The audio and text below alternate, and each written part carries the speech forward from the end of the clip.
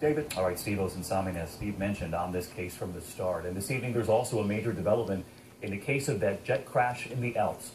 This new view from the crash site, workers wrestling with chunks of the fuselage, as the CEO of Lufthansa comes before the cameras.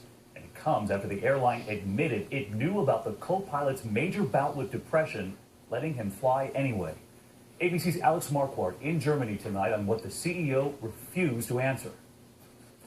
Navigating with ski poles and wearing climbing spikes, recovery workers scaling the mountain, hoisting huge sections of the plane, this piece the airline's tail with its distinctive colors. And today, laying a wreath, the embattled airline's executives, now under fire after admitting that Lufthansa hired Andreas Lubitz even after he told them he had suffered a serious depressive episode. We're just very, very sorry that such a terrible accident could have happened. But they left in a hurry, ignoring questions. Sir, when did you find the 2009 email from Lubitz? I'm sorry. There's no... Why did it take you so long to... Sir, your employee crashed a plane. Why are you refusing to take questions?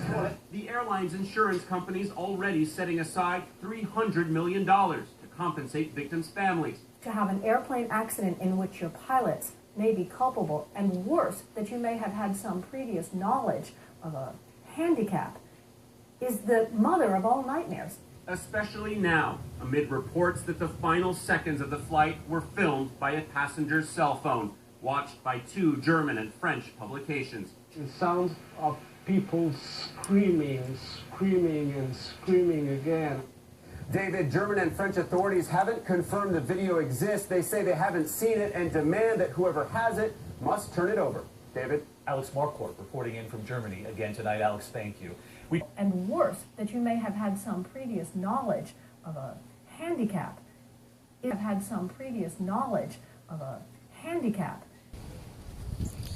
Forgive me if you can't see my face correctly, but I'm having to reverse hold the phone.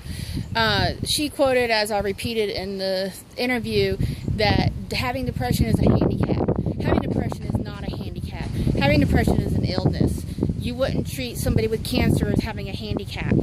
That is very offensive, and I completely, 100% disagree with it. I am a typical white woman living in the middle class, and this idea that people still have the stereotypes that anyone with depression is someone who is mentally unstable is wrong. People with depression need help like anybody with any illness, and this comment that she made is not only unfounded but irrational and frankly stupid, and I hope that she gets fired for this, honestly. But in any case, that's my 2 cents.